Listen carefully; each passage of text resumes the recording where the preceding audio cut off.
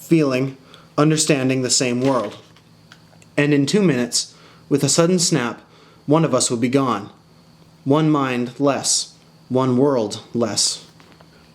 The gallows stood in a small yard, separate from the main grounds of the prison, and overgrown with tall, prickly weeds. It was a brick erection, like 3 sides of a shed, with planking on top, and above that 2 beams and a crossbar with the rope dangling. The hangman, a gray-haired convict in the white uniform of the prison, was waiting beside his machine. He greeted us with a servile crouch as we entered. At a word from Francis, the 2 warders, gripping the prisoner more closely than ever, half led, half pushed him to the gallows and helped him clumsily up the ladder. Then the hangman climbed up and fixed the rope round the prisoner's neck. We stood watching, 5 yards away.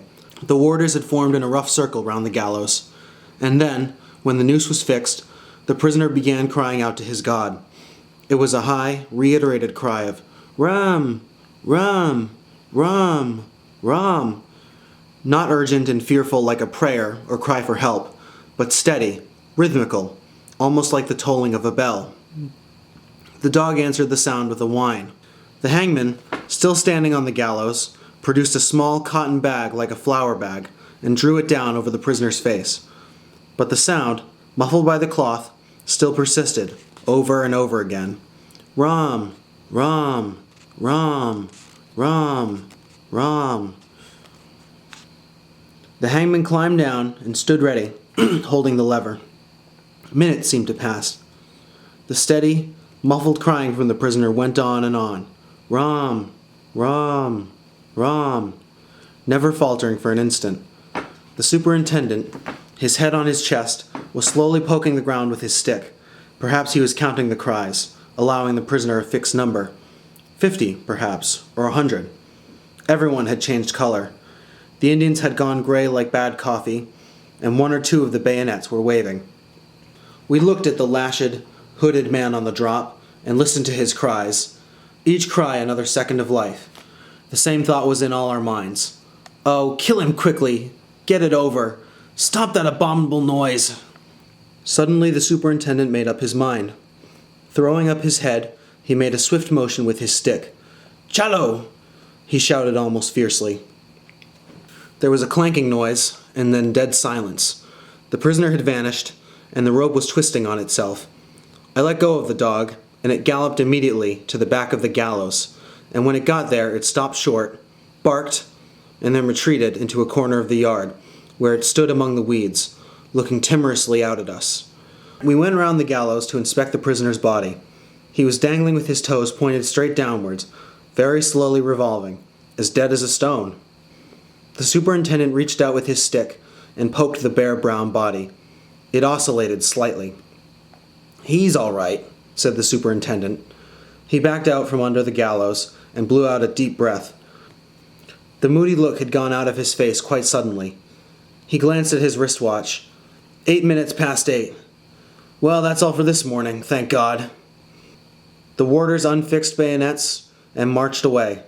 The dog, sobered and conscious of having misbehaved itself, slipped after them. We walked out of the gallows yard, past the condemned cells with their waiting prisoners, into the big central yard of the prison. The convicts, under the command of warders armed with lathis, were already receiving their breakfast. They squatted in long rows, each man holding a tin pannikin, while 2 warders with buckets marched round ladling out rice. It seemed quite a homely, jolly scene after the hanging. An enormous relief had come upon us now that the job was done. One felt an impulse to sing, to break into a run, to snigger. All at once everyone began chattering gaily. The Eurasian boy walking beside me nodded towards the way we had come, with a knowing smile. "Do you know, sir, our friend," he meant the dead man, "when he heard his appeal had been dismissed, he pissed on the floor of his cell? From fright. Kindly take one of my cigarettes, sir. Do you not admire my new silver case, sir? From the boxwallah, 2 rupees 8 annas. Classy European style." Several people laughed. At what, nobody seemed certain. Francis was walking by the superintendent, talking garrulously. "Well, sir, All has passed off with the utmost satisfactoriness. It was all finished. Flick, like that. It is not always so. Oh, no. I have known cases where the doctor was obliged to go beneath the gallows and pull the prisoner's leg to ensure decease. Most disagreeable. Wriggling about, eh? That's bad, said the superintendent. Ah, sir, it is worse when they become refractory. One man, I recall, clung to the bars of his cage when we went to take him out. You will scarcely credit, sir, that it took 6 warders to dislodge him, 3 pulling at each leg. We reasoned with him. My dear fellow, we said, think of all the pain and trouble you are causing to us. But no, he would not listen. Ah, he was very troublesome. I found that I was laughing quite loudly. Everyone was laughing. Even the superintendent grinned in a tolerant way.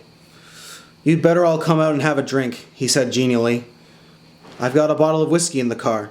We could do with it. We went through the big double gates of the prison into the road. Pulling at his legs, exclaimed a Burmese magistrate suddenly, and burst out into a loud chuckling. We all began laughing again.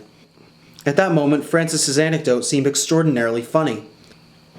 We all had a drink together, native and European alike, quite amicably. The dead man was 100 yards away.